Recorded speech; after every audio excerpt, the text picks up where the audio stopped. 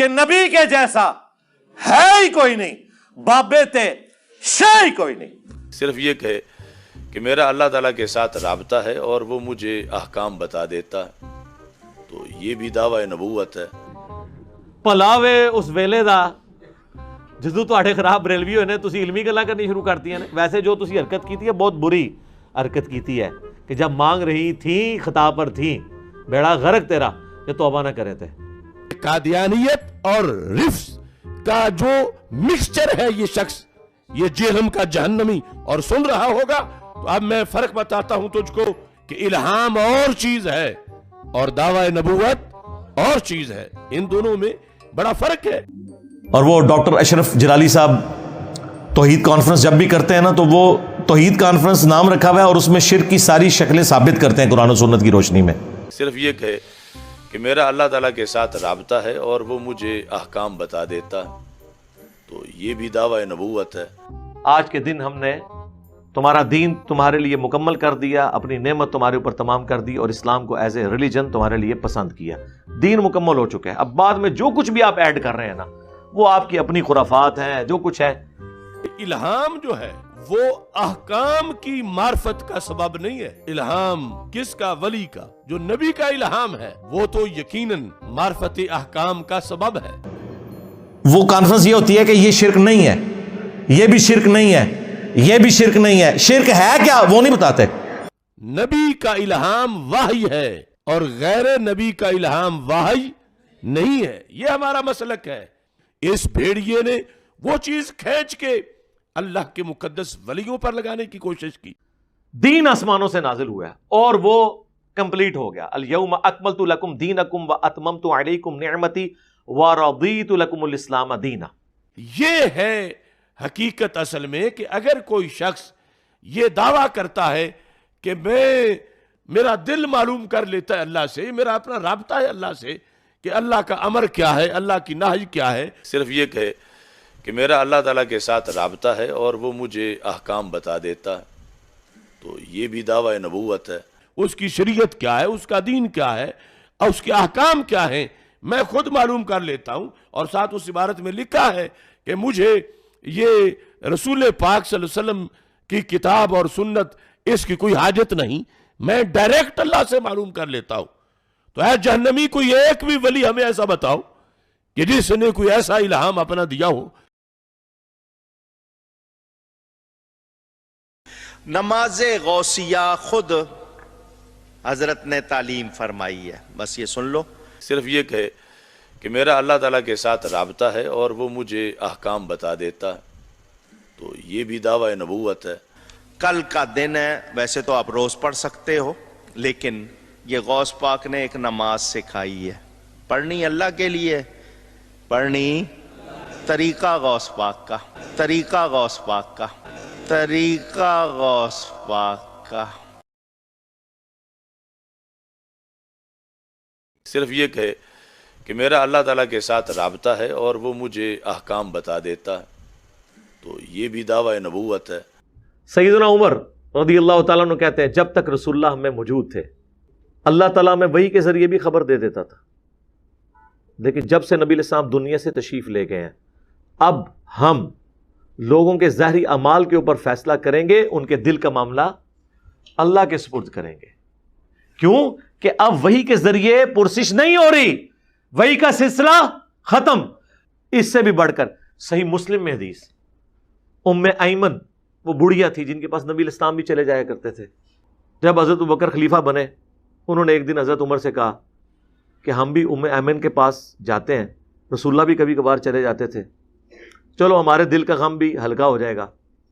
دونوں پہنچے تو ام ایمن سلام اللہ علیہا ورضی اللہ تعالی عنہا رو رہی تھی، تو انہوں نے اپنی طرف سے تسلی دی حضرت عمر نے کہ آپ نہ روئیں، رسول اللہ کو تو اللہ نے اتنا مرتبہ دیا ہے، تو اللہ کے نبی تو اللہ کی جنتوں میں ہے، آپ کو بہتر مقام مل گیا۔ انہوں نے کہا میں اس لیے نہیں رو رہی ہوں، مجھے پتا ہے کہ اللہ کے نبی اعلیٰ درجے میں ہے، میں اس لیے رو رہی ہوں کہ اب آسمان کا زمین سے رشتہ منقطع ہو گیا ہے، اب کوئی وحی نازل نہیں ہوگی۔ کیا مطلب کہ اب جو کچھ ہم کریں گے نا ہماری غلطیوں پہ ہمیں کوئی متنبع نہیں کرے گا کہ آپ نے یہ خلاف شرع کام کیا. جو کچھ کرنا ہوگا ہمارا ہی اجتہاد ہوگا, غیبی خبر کوئی نہیں آئے گی. تو سرکار بڑا اچھا موقع تھا, حضرت عمر تو وہاں موجود تھے, وہ کہتے ہیں ام ایمن یہ آپ کیوں بات کر رہی ہیں, میں ہوں نا, تسلی رکھیں, میرے دل میں اللہ تعالیٰ باتیں ڈالتا رہے گا, مجھے الہام ہوتا رہے گا, کشف ہوتا رہے گا, میں محدث ہوں نا. صرف یہ کہے کہ میرا اللہ تعالیٰ کے ساتھ رابطہ ہے اور وہ مجھے احکام بتا دیتا ہے, تو یہ بھی دعویٰ نبوت ہے. یہ سن کر آپ رحمت اللہ تعالی علیہ نے ارشاد فرمایا, میرے پروردگار جل جلالہ نے مجھ سے وعدہ فرمایا ہے کہ جو مسلمان تیرے مدرسے سے گزرے گا اس کے عذاب میں تخفیف یعنی کمی کی جائے گی.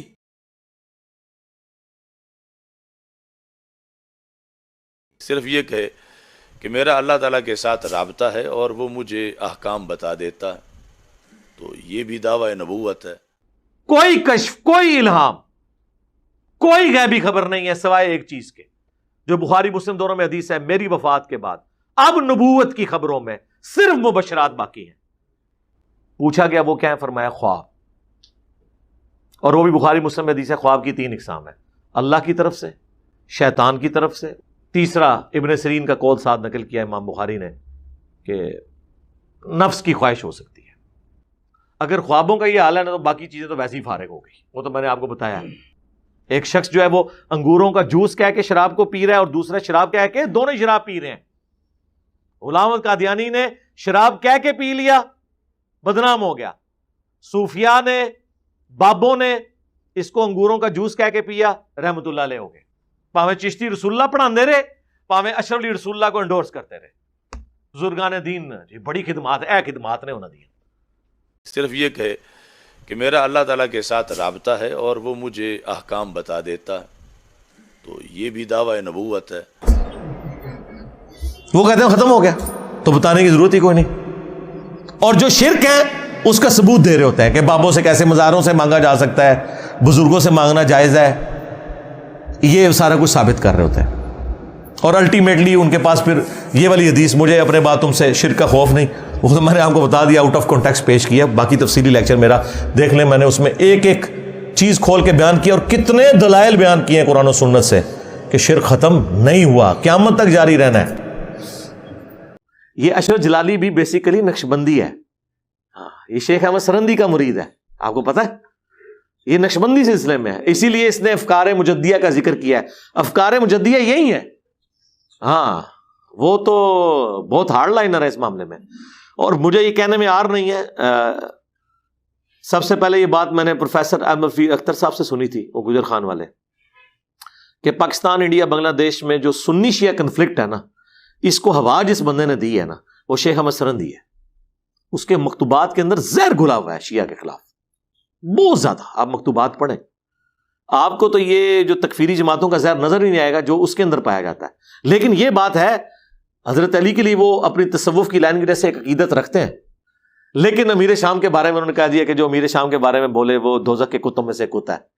اور یہی کہانی جو ہے آگے احمد بریلوی نے نقل کی, اور وہی یہ لوگ لے کے آج کل چل رہے ہیں. سیدنا داتا گنج بخش حجویری رحمت اللہ علیہ, جو انہوں نے کشف الموجود میں اپنا لکھا, سنی بھی ہیں حنفی بھی ہیں, وہ روحانیت کی پارلیمنٹ کے وزیر اعظم. اگر حکومت ان کی کشف المحجوب کے مطابق ان کے دربار کا نظام نہیں چلا سکتی, تو داتا کا اوقاف داتا کے مسلک والوں کو دے دیا جائے. کشف المحجوب جو بابا جی ہمارے لہرایا کرتے تھے, کہتے ہیں جی وہ خواجہ نظام الدین اولیاء کہتے ہیں جس کا کوئی پیر نہیں ہے نا, وہ یہ کتاب پڑھ لے, اسے اپنا مرشد مل جائے گا. یا تو داتا کا اوقاف ہمارے سپرد کرو, یا پھر داتا گنج بخش کی مسجد کا خطیب, امام سے لے کر پاپوش پہ بیٹھنے والے تک وہ بھرتی ہوگا جو کشف المحجوب کے عقیدے پہ دستخط کرے گا.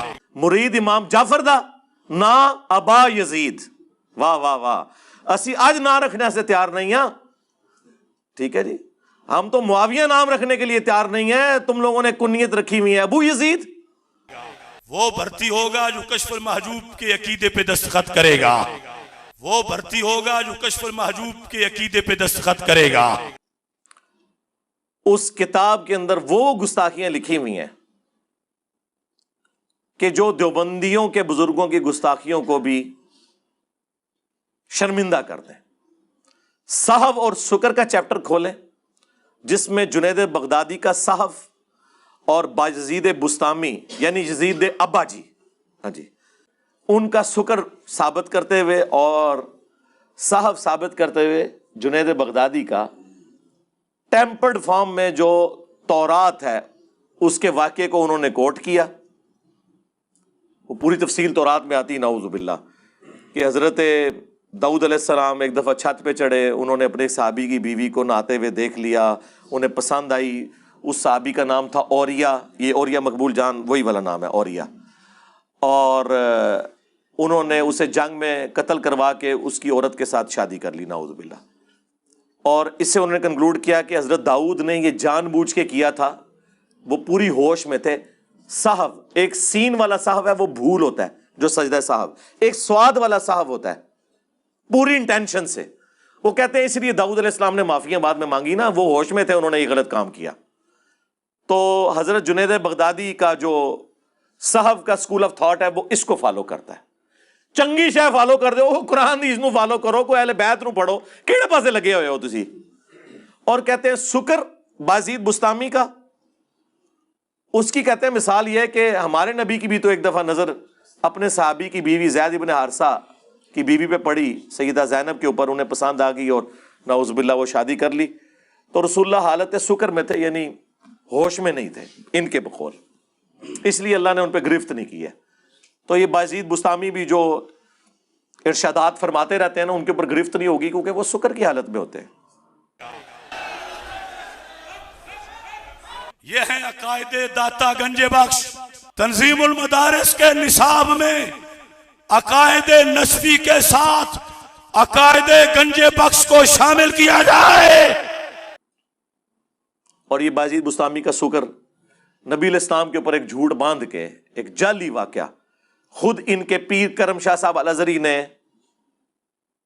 ضیاء القرآن تفسیر میں لکھا ہے کہ یہ کافروں نے یہ والا واقعہ ہماری کتابوں میں ڈالا ہے رسول اللہ کو بدنام کرنے کے لیے صلی اللہ علیہ وآلہ وسلم. لیکن وہی پیر کرم شاہ صاحب کشف المحجوب کا مقدمہ لکھ رہے ہیں، ایک ٹکٹ میں دو مزے. بغیر پڑھے لکھا تو کیوں لکھا، اور پڑھ کے لکھا تو کیوں نہیں بتایا کہ یہ گستاخانہ کتاب ہے. کدھر جاؤ گے؟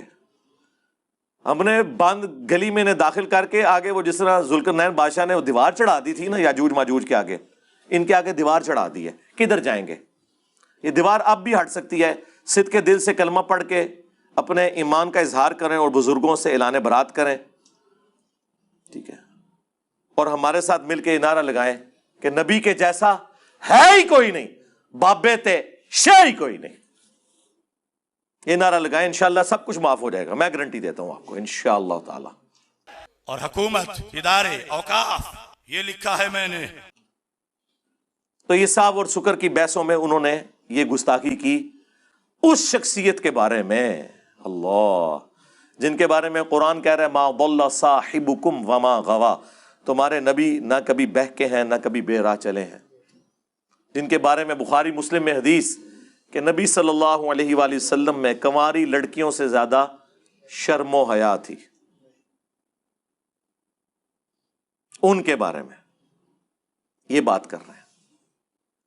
جو یہ الزام کل تک باقیوں کے اوپر لگاتے تھے حیات النبی صلی اللہ علیہ وآلہ وسلم کے حوالے سے، اس عقیدے کے اوپر ڈاکہ بھی کشف المحجوب میں موجود ہے. امام ابو حنیفہ رحمۃ اللہ علیہ کی طرف ایک خواب منسوب کیا گیا. کشف المحجوب میں امام حنیفہ کے چیپٹر کو نکال کے دیکھ لیں، اس میں یہ لکھا ہوا ہے کہ امام ابو حنیفہ نے خواب میں دیکھا کہ رسول اللہ کی قبر کو کھود کر اس میں سے آپ کی ہڈیاں جمع کر رہے ہیں. استغفر اللہ واتوب الیہ.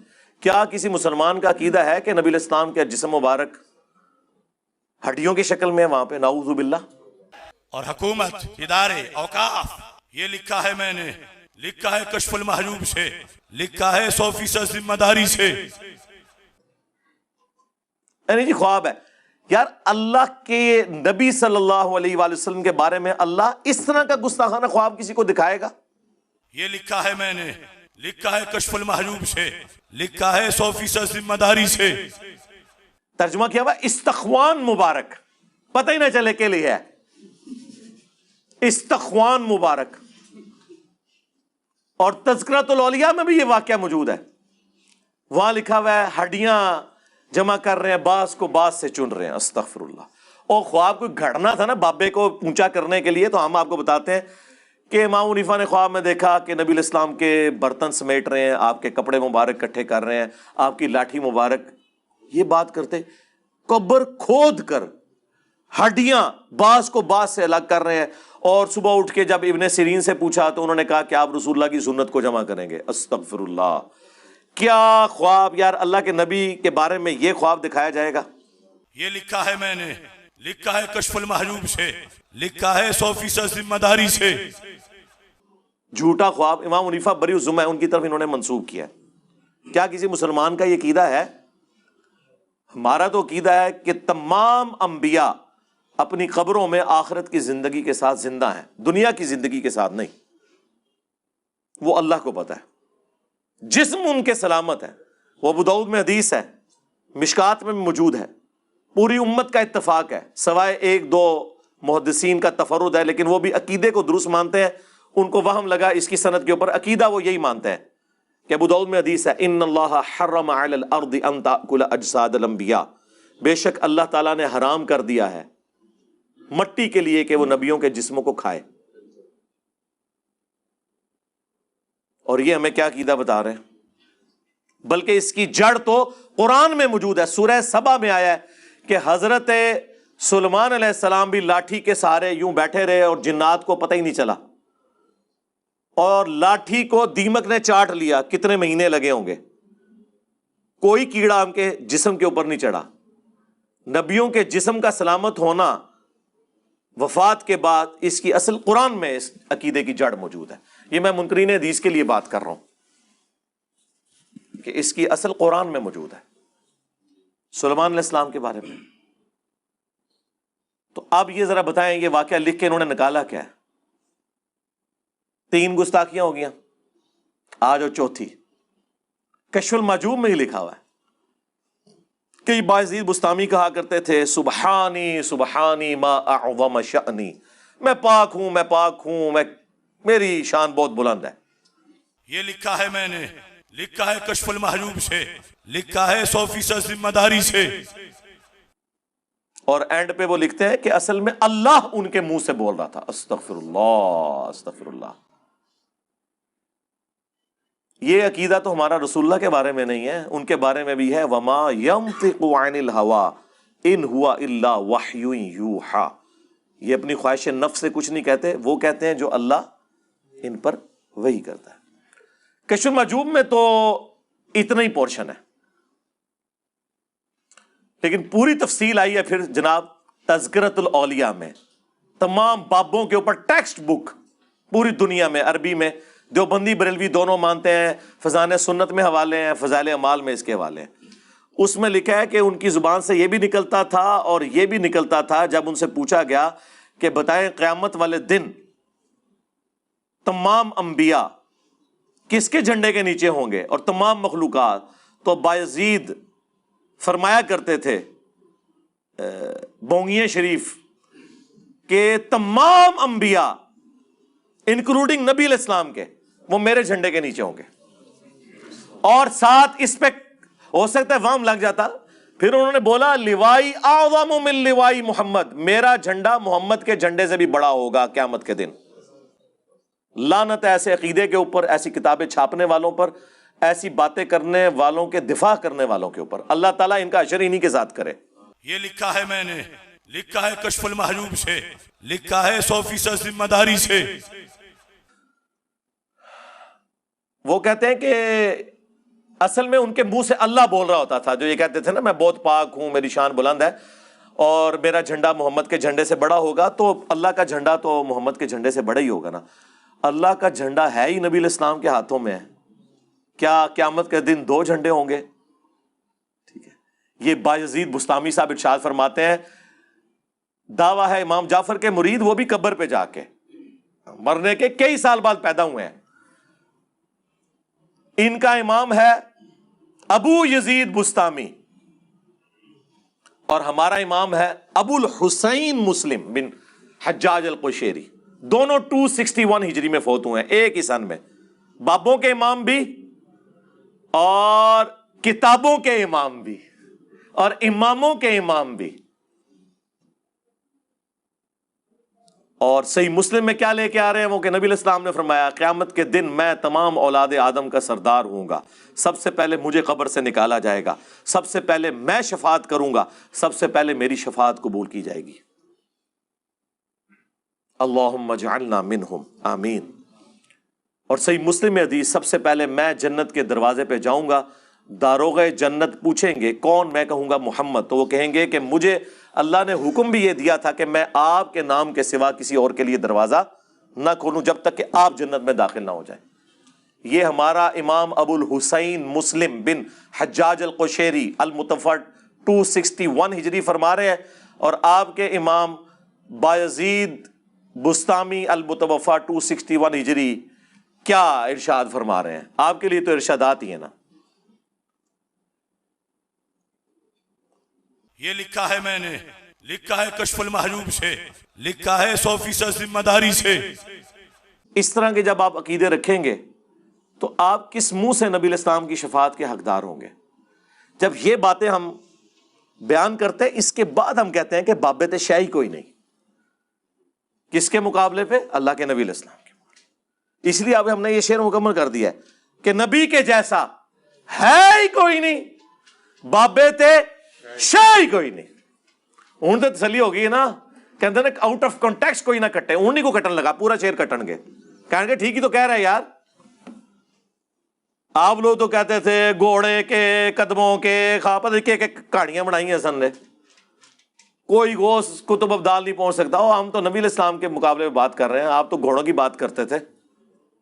ہم تو الحمدللہ دلائل کے ساتھ ایک مقدمہ آپ کے سامنے رکھ رہے ہیں الحمدللہ. بایزید بستامی کی معراج، وہ کہتے ہیں جس طرح نبی علیہ السلام کو معراج ہوئی ہے نا، اولیاء اللہ میں بایزید بستامی کو ہوئی ہے، اور انہوں نے کہا کہ اللہ کو دیکھا ہے انہوں نے. واہ واہ سرکار، یہ پیکج تو حضرت موسیٰ علیہ السلام کو آفر نہیں ہوا. یہ لکھا ہے میں نے، لکھا ہے کشف المحجوب سے، لکھا ہے 100% ذمہ داری سے. سورہ الاعراف کی آیت نمبر 143 میں اللہ نے فرمایا تو مجھے دیکھ نہیں سکتا، ہاں میں بایزید کو بعد میں زیارت کروا دوں گا. تم لوگ موسیٰ علیہ السلام سے بھی اوپر کر رہے ہو اپنے بابوں کو، اور وہ کوئی عام پیغمبر نہیں ہے. سورۃ الاحزاب میں، سورہ الشورى میں 5 اولو العزم پیغمبر آئے ہیں: محمد رسول اللہ صلی اللہ علیہ وآلہ وسلم، ابراہیم خلیل اللہ علیہ السلام، عیسیٰ روح اللہ علیہ السلام، موسیٰ کلیم اللہ علیہ السلام اور نوح علیہ السلام. یہ 5 اولو العزم پیغمبر ہیں جو باقی تمام پیغمبروں سے افضل ہیں. ان کو تو اللہ فرما رہا ہے تو مجھے دیکھ نہیں سکتا اس دنیا میں، آخرت میں تو زیارت ہو سکتی ہے دنیا میں. اور یہ کہہ رہے ہیں بایزید نے جو ہے وہ شب معراج، ایک تو معراج کی، دوسرا اللہ تعالیٰ کو دیکھا. اور اس سے بڑی بونگی پتہ کیا لکھی ہوئی ہے اس میں؟ ہمارے نزدیک تو ہمیں تو اس سے کوئی غرض نہیں ہے، ان کے لیے وہ بونگی بن جائے گی. انہوں نے لکھا ہے کہ جنید بغدادی فرماتے ہیں کہ جو مقام جبرائیل علیہ السلام کا فرشتوں میں ہے وہی اولیاء اللہ میں بایزید بستامی کا ہے. یہ لکھا ہے میں نے، لکھا ہے کشف المحجوب سے، لکھا ہے 100% ذمہ داری سے. یعنی وہ فرشتوں کے سردار ہیں اور یہ اولیاء کے سردار. یعنی شیخ عبد القادر جیلانی فارغ، ظاہر ہے. اور عبد القادر جیلانی تو بایزید کے آلموسٹ کوئی 200 سال بعد آئے ہیں، 200-250 سال بعد. تو وہ اس پوسٹ پہ آ کے بیٹھ ہی نہیں سکتے، جبرائیل نے معزول تو نہیں ہونا نا. تو یا بایزید بستامی معزول ہو چکے ہیں. اور فرما رہا کون ہے؟ جنید بغدادی. جنید بغدادی خود شیخ عبد القادر جیلانی کے پردادا پیر ہیں. شیخ عبد القادر جیلانی کا جو سلسلہ ہے نا بیعت کا، وہ جنیدی سلسلہ ہے. وہ تو خود جنید بغدادی کے مریدوں کے مرید ہیں، اور وہ کہہ رہے ہیں کہ ہمارا سردار وہ ہے. تو پھر شیخ عبد القادر جیلانی تے شاہی کوئی نہیں. ہوں فیصلہ کرو کہ کدے نہ پورا کرنا ہے.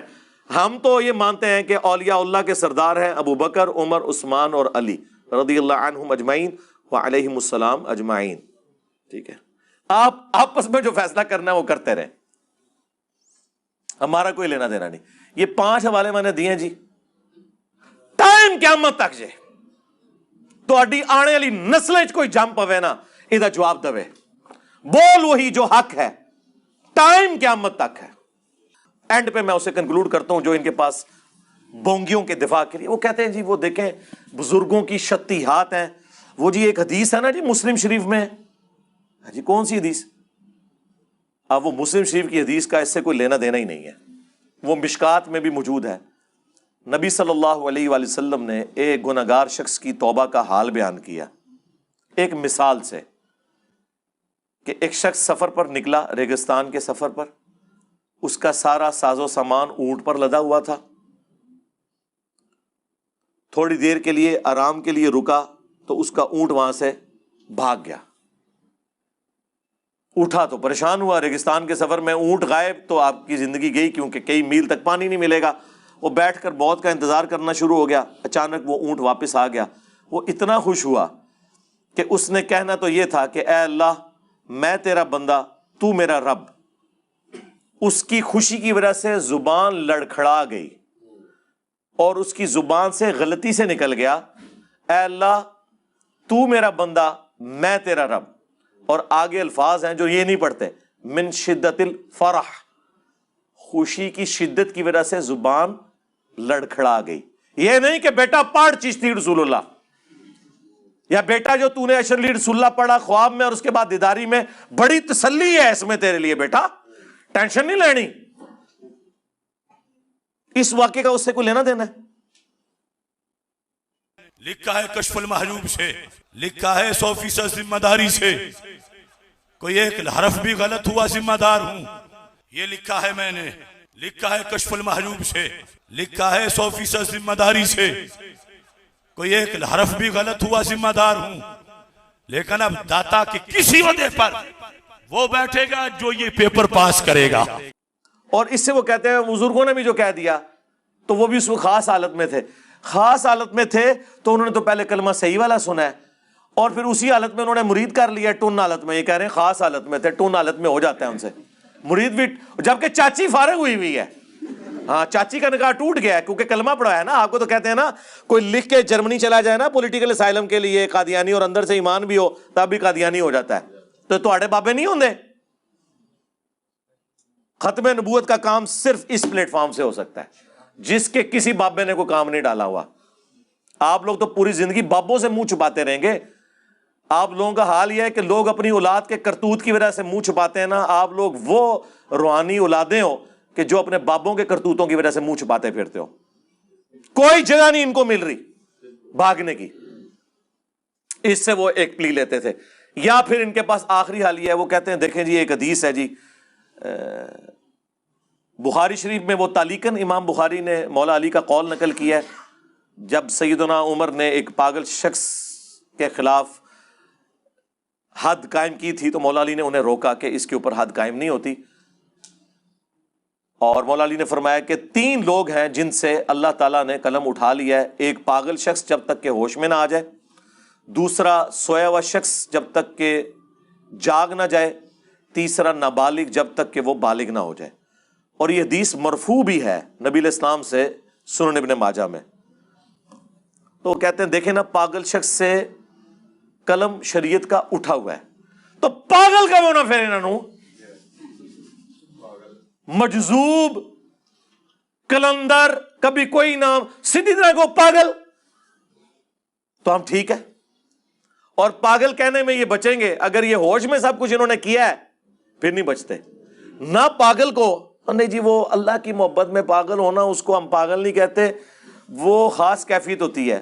ہم کہتے ہیں رکو ذرا صبر کرو، کل تک تو تم لوگ ہمیں کہتے تھے کہ با خدا دیوانہ باش با محمد ہوشیار، دیوانگی اور شتیہات اور بونگیاں اور مجذوبیت اور کلندریاں یہ صرف اللہ کے لیے ہوتی ہیں. اور بڑے فخر سے کہتے تھے جی منصور الحاج نے انا الحق کہا تھا، انا محمد کہتا نا وہ ہم اسے کافر کہتے کیونکہ رسول اللہ کے لیے دیوانگی نہیں ہے. تو سرکار یہ سب کچھ تو رسول اللہ کی شان میں گستاخیاں آپ کے بابوں نے کی ہوئی ہیں. یا چلیں 1 ٹن اس نے زن رکھ لیتے ہیں, کتابوں میں ہوئی ہوئی ہیں, پھر کتابیں چھاپنے والے, ہاں ان کے ترجمے کرنے والے, ان کے اوپر شرعی حکم چاہیے, اور جس نے غلطی ہائی لائٹ کی اس کے لیے ایوارڈ چاہیے. بلکہ ممانع خصوصی سے بنائے اگلی ختم نبوت کانفرنس میں, ہاں کہ یہ ہے ختم نبوت کا اصل مجاہد, جس نے یہ پرواہ نہیں کی ہے کہ غلام قادیانی دجال کام ڈال رہا ہے یا چشتی رسول اللہ والا کام ڈال رہا ہے یا اشرف علی رسول اللہ والا کام ڈال رہا ہے. اس نے تو آ کے امت کو صحیح بات بتائی ہے اور امت کو یہ نعرہ دیا ہے کہ نبی کے جیسا ہے ہی کوئی نہیں, بابے تے شے ہی کوئی نہیں.